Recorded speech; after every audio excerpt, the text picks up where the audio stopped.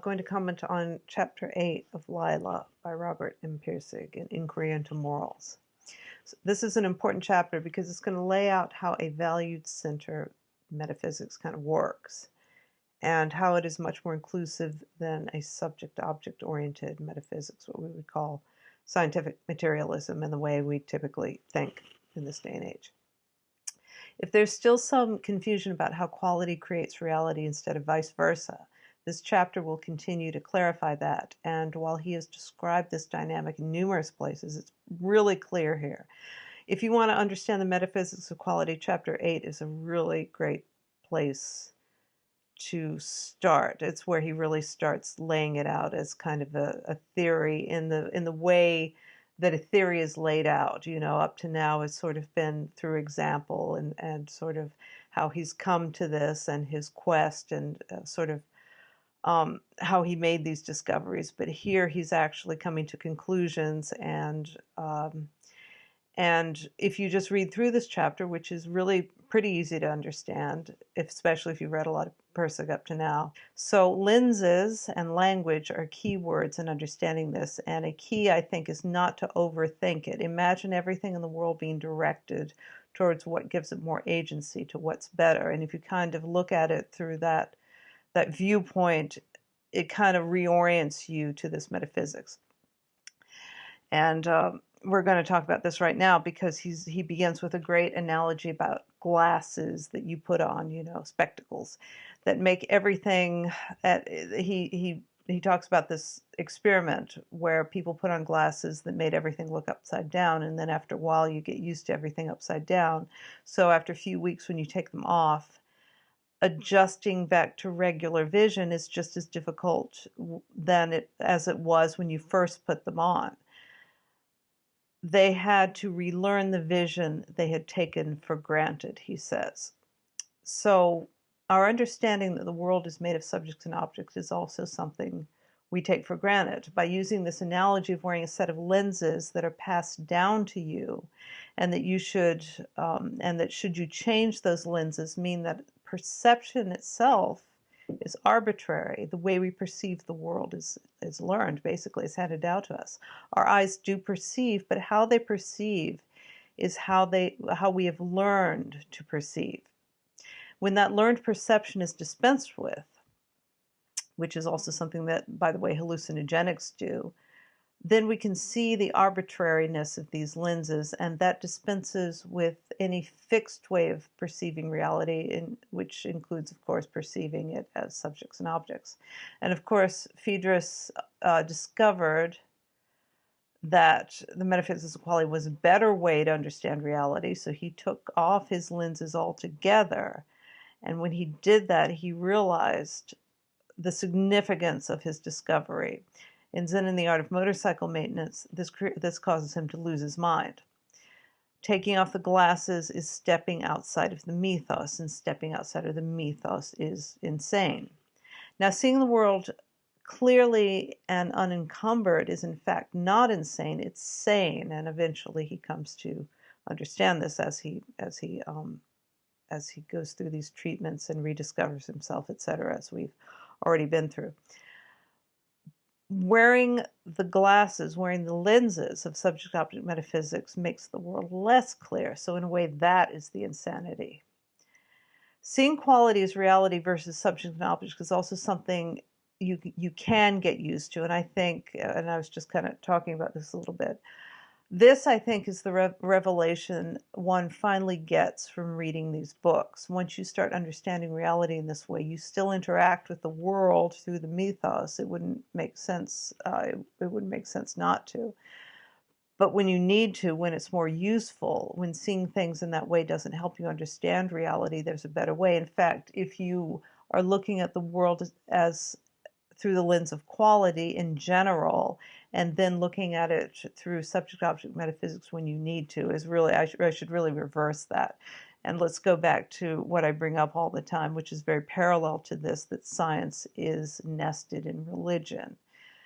Religion being, you know, the emotional and transcendent relationship we have with reality, which is not scientific. Scientific reality is just a tool, and we're going to talk about that, of course.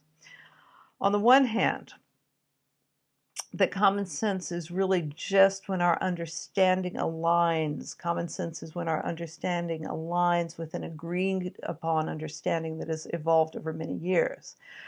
We all understand that. On the other hand, it's pointing out how subject-object metaphysics falls apart at the quantum level because the basis of subject-object metaphysics is flawed. It can only handle so much, and it can't handle the quantum level. When reality interacts with our perception of it, when our perception of reality actually creates reality, if that makes sense. So subject-object metaphysics is not really the best map of reality, even though it's a damn good one a lot of the time. But when things start not working, just like subject-object metaphysics start not working at the quantum level, that means that there's something wrong with it. That means it's incomplete. I mean, not something wrong with it in the sense that it's useful, but it's incomplete. For example, look at how truth itself, what we perceive to be truth, is actually falling apart. That's because this mechanistic understanding of reality can't handle how rapid the facts are coming at us now with the internet and the amount of facts that are subsequent from that rapidity of emergence.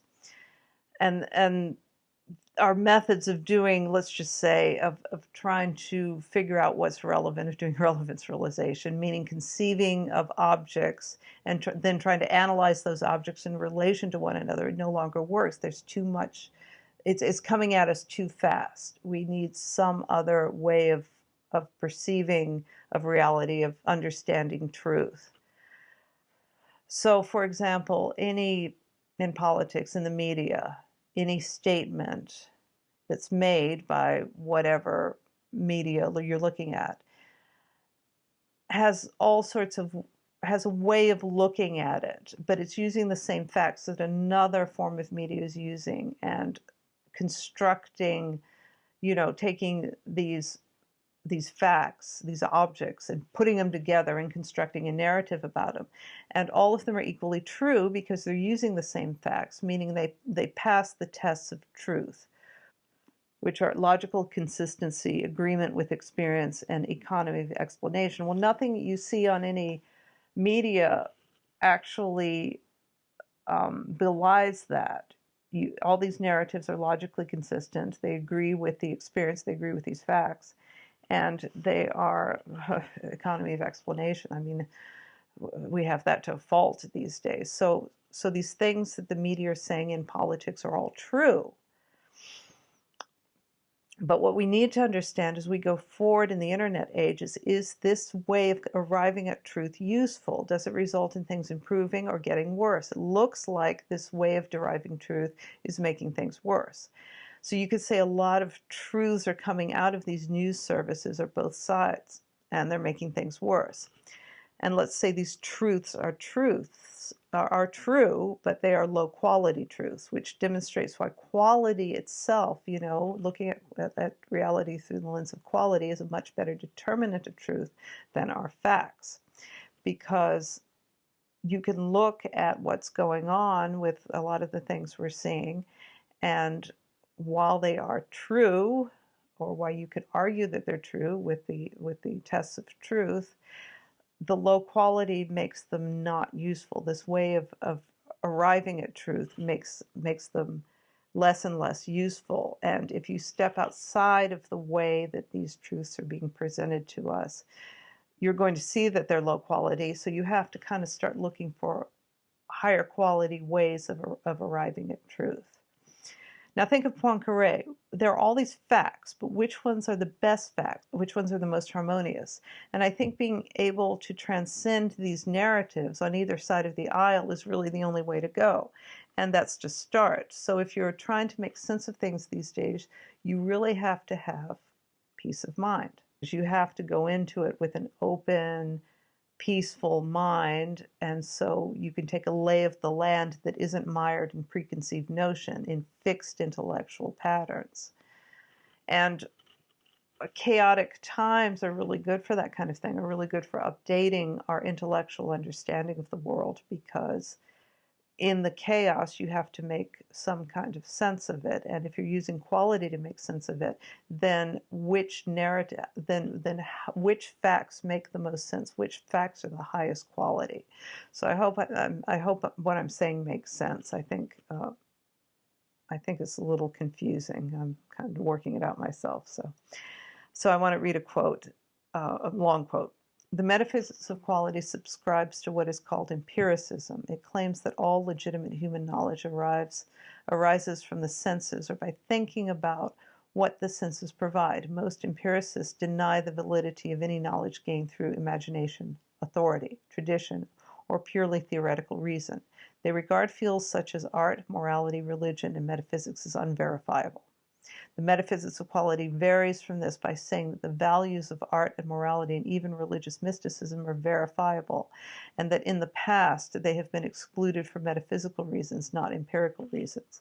They've been excluded because of the metaphysical assumption that all the universe is composed of subjects and objects, and anything that can't be classified as a subject or an object isn't real. There's no empirical evidence for this assumption at all. It's just an assumption. It's a lens.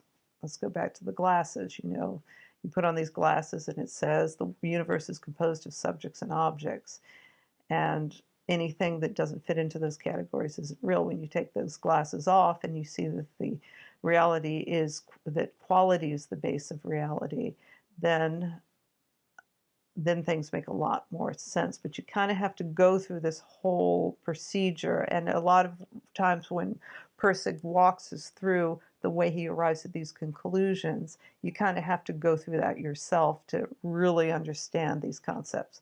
So classic empiricism means that you have objects already there in the world. The objects are things perceived by the senses, and subjects are the ideas garnered from thinking about those objects. The problem is valuation is a spontaneous sense experience.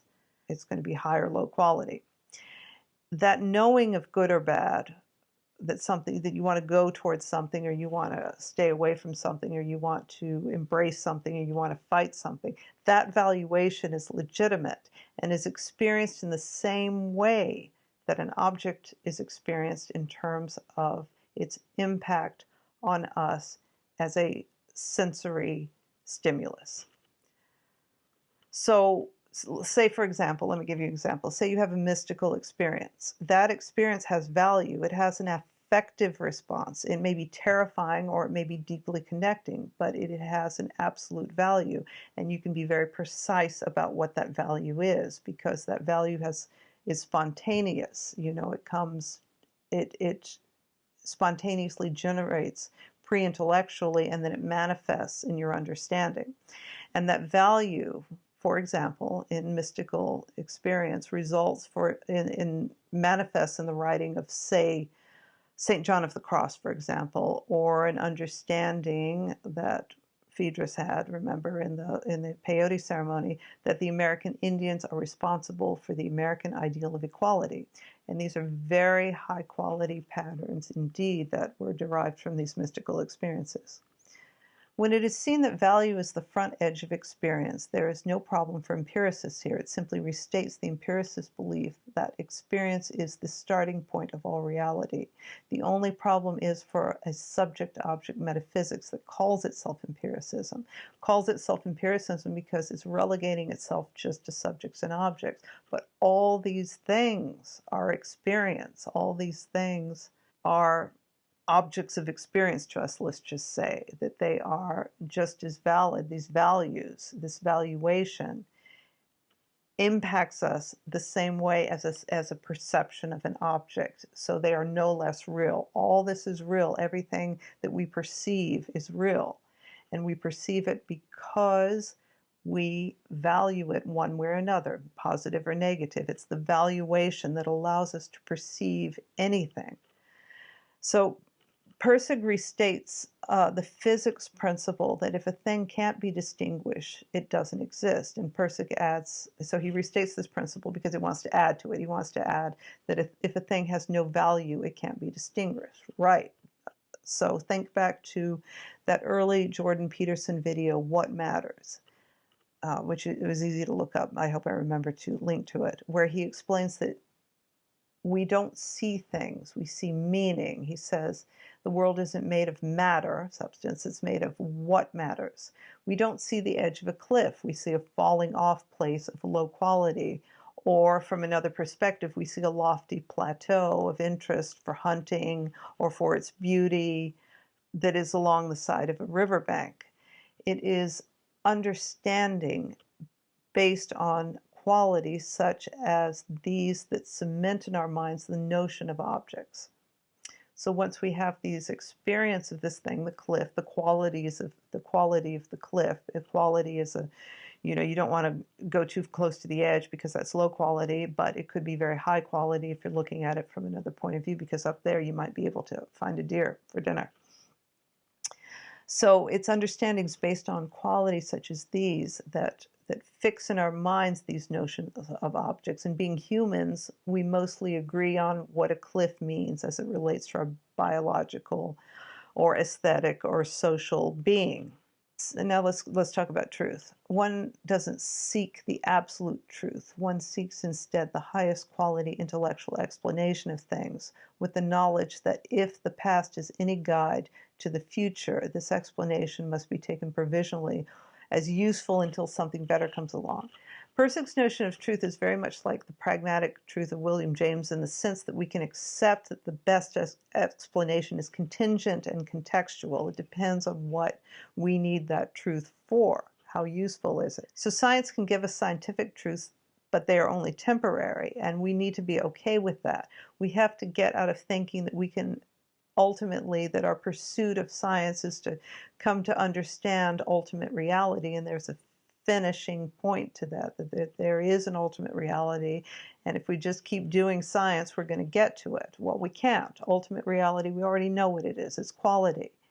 What we can do is follow what seems to be improvements to our understanding, sophistication that generally increases. Scientific understanding is a useful tool, just as different kinds of maps can be useful depending on what kind of exploration you're doing, because there are different kinds of maps. There's a globe, and then there's a flat map, and then there's a map that has the North Pole in the center of it, which is useful depending on what you're doing. Okay, so then there's a section on brain science, which wasn't very advanced at the time that Pirsig wrote this book. Because remember, I mean, it was getting there, but the real explosion of neuroscience was in the late 90s. And remember that a large portion of the 20th century was dominated by the black box approach to neuroscience, which was none at all. In behaviorism, which dominated psychology for for a lot of the 20th century, they were only interested in stimulus in and reaction to that stimulus. So material, like material in, response out, and case closed. And that's all they studied, the stimulus and the response. And it was really, like I said, in the late 90s, after Lila was published, that the neuroscience revolution that we are in the midst of now, and where new information is coming to the fore all the time, and psychology is beginning in a lot of ways to be replaced by neuroscience. Whether that's good or bad, I don't know. It's another level of cutting, at any rate, another many more strokes of the rational knife. So now we are trying to get to the bottom of human psychology and everything that makes us human in terms of neuroscience. So, that's a positive and a negative. In terms of quality, a useful tool has emerged that recognizes a circuit, for example, in neuroscience. And the circuit is a dynamic thing. There's a circuit in our brains that propels a creature towards what's better. Panksepp called this the seeking system. And you could call it the system that pre-intellectually recognizes value. And this is a map, and to describe the circuit is a map of the mechanism that drives that quality perception towards manifestation. It's sort of like, let's just say, it's the It's the train. But that train isn't going to put us for certain on the quality track. All it does is it's a map of how we process this pre-intellectual understanding of quality and how we manifest it. You know, it comes in, we have an effective response, and we act on that effective response, and all creatures do this. And maybe that's what Pirsig is saying about neuroscience. It's a nice tool, but you won't find quality there. And that means that values cannot be grounded in the substance of the brain. All that brain is a tool for this mechanism, for this dynamic of quality. And that means that that substance can only execute quality and manifestation. So this philosophy is an updated empiricism. Values are real in this form of empiricism, as are objects, or, you know, all sensory experience is counted. And that means values are real in this form of empiricism. Substance is a product of value and not vice versa. Substance is the result of value. You could call substance, and as Pirsig does, you could call these patterns of value, inorganic patterns of value. So strings, atoms, molecules, whatever there is way at the bottom that we've discovered so far. I don't think we've discovered strings, but we certainly have discovered particles, and before that atoms and molecules. These things prefer to stick together, and that's why we have substance, is because whatever is at the bottom, you know, all the way down, everything is sticking together preferentially. It's not just disparate atoms all over the place. There is a value to these atoms sticking together. I'll use the word atoms because that's the easiest word to use to try to describe this mechanism of inorganic patterns of value. So as a pattern, the atoms stick together, they have a pattern, and we can document that with science. Science is the tool that helps us understand these inorganic patterns of value. All right, now we're going to move on to something really interesting and important, and that's the notion of the platypus. The inability of conventional subject-object metaphysics to clarify values is an example of what Phaedrus called a platypus. So the platypus, it's like a leftover. It's neither reptile nor mammal. It's uncategorizable. And the namesake of the platypus is an important concept Pirsig develops to demonstrate to us how many critical things can't be resolved, so are debated over and over again, or just left out altogether when one tries to see the world solely through the lens of subject-object understanding, through mechanistic understanding, through scientific understanding. The important thing to understand is that these things are still real. Just because you put them in a different category or try to explain them away or ignore them altogether doesn't mean they're not real. They're still there, and this is problematic. And they continue to be real and important in our experience, even though we don't know what to do with them. Because we believe, and we've been fooled by our mythos, that the subject-object way of looking at things is a complete system when it isn't. There are always some pieces like platypi that don't fit, and we can either ignore these pieces, or we can give them silly explanations, or we can take the whole puzzle apart and try other ways of assembling it that will include more of them. This is, of course, another maybe a more sophisticated version of subject-object understanding, or a more advanced physics, like quantum physics is a more advanced understanding of subject-object metaphysics, but it's got problems. So Henri Poincaré asked, why is the reality most acceptable to science one that no small child can be expected to understand? Scientific reality is a platypus in Pirsig's in this chapter, one of the platypi that he describes. That this is the conception of reality that our metaphysics now state is the ultimate reality, that is something that will explain everything. And this is, of course, where you are going to get into that debate with material rationalists like the patron saint of this mode of understanding, Sam Harris, who insists that this is the ultimate explanation of reality. And like I was saying, if we just keep working, we're going to get there. We're going to get all the way to the bottom or all the way to the top or wherever, however you want to conceive it. We're going to get to ultimate reality because there's no way we can't, because it's obvious that science discovered the key to reality. And if we just keep working, we're going to get there. And we will find at the bottom of reality some kind of substance. And like I said, first they thought it was the atom, then they thought it was the electron, then they thought it was a smaller particle, and now it's the boson or other particles, and maybe at the bottom of that are strings that populate with these particles, and so on and so on. So the physicists, as brilliant as they are getting hung up on trying to understand the world, and it gets weirder and weirder. And then now a new explanation is there's lots of dimensions. The scientific reality platypus is solved by the same way that truth is, by accepting that science is a description, just a description of this reality that gets updated depending on the evolution of our intellect and of our consciousness. But the way reality presents in our bare perception is still the same. No matter what lens we put on it, bare reality is the same, and we can describe it in a lot of different ways. And as we update intellectually, it's going to seem different, but we're still using maps to describe it.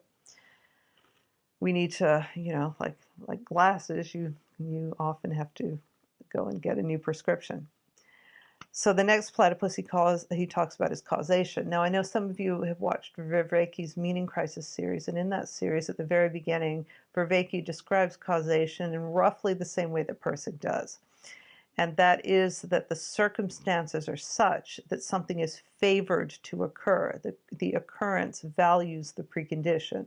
Vervaeke explains it in terms of self-organizing dynamical systems, which is a really interesting way of looking at reality. There's something about dynamical systems that kind of teeters on the edge of the metaphysics of quality in a way. It's still a map. It's still a map of reality. It isn't the metaphysics of quality, but there's something kind of like some of the, kind of like quantum theory, where it really teeters on the edge, where it remains in subject-object understanding, but there's something weird about it, and it's pushing you in a direction. So substance, which we've already talked about, is another platypus. And as we've noticed, if you try to figure out what it is, going down to the particles and the waves and the strings, you never get there. So you can't really conceive of substance. It's really an idea. It's a map. It's an intellectual pattern. So what Pirsig notes is that we should probably think about the language that is used. And because the language solidifies our concepts of reality, our concepts of reality are based on the language that is used. And I mentioned that language is an important part of understanding the metaphysics of quality in comparison to the mechanistic scientific understanding. The difference is one of words only. Instead of saying a magnet causes, and this is in the context of causality, a magnet causes iron filings to move toward it, you could say iron filings value movement toward a magnet. Scientifically speaking, neither statement is more true than the other. It may sound a little awkward, but that's a matter of linguistic custom, not science. The language used to describe the data is changed, but the scientific data itself is unchanged. Base reality is the same. What appears to be an absolute cause is just a very consistent pattern of preferences. Isn't that great? Therefore, when you strike cause, the word cause from the language, and substitute the word value, you're not only replacing an empirical meaningless term with a meaningful one, you're using a term that is more appropriate to actual observation. It's a better map. So the takeaway point of this chapter is that valuing is what creates everything. Valuing, whether it's a solid presentation of objects we see before us in organic patterns of value, or a beautiful work of art created by valuing beauty or expression and then feeling compelled to make that value manifest, or even, let's go back to what's going on today in the political scene, valuing something like finding that these patterns of value in these two political parties are becoming very low quality, and value maybe is creating alternatives, a third or even a fourth political party. And many of us in this country are starting to see those as valuable options that need to be created. I don't know what way those will go, but there's a lot of talk out there amongst independent thinkers that there are different ways that we could run this country, because these old systems are really not as valuable as they once were. I mean, look at Brett and Eric Weinstein's Unity project, for example. In this chapter, he begins to see so many areas of human knowledge through the lens of value, areas that we wouldn't expect. Certainly, anthropology is one of them, as a study of values, but not preconceived values that we try to enforce on whoever we're studying, but values as they actually are. And how else would he have been able to see the notion of equality, for example, that became so important to us as a nation? How would he be able to see that value that the Indians have, and to see that that value really transferred into our own evolution of a culture in this country, that equality came from the Indians?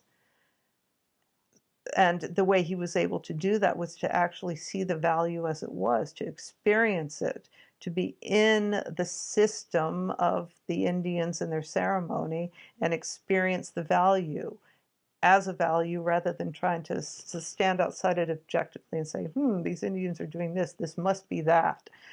He might not have been able to see that at all. The peyote allowed him to see the actual valuation of equality and not interpret it through some preconceived notion of a specific, already existing anthropological log of what we needed to look for. He actually experienced this value and was able to understand what it really was.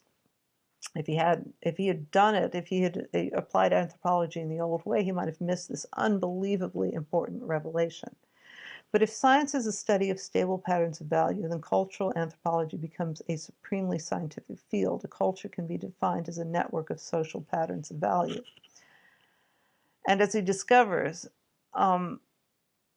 every category of human knowledge, even the hard sciences, begin with value. So I hope that made sense, and I will see you next time.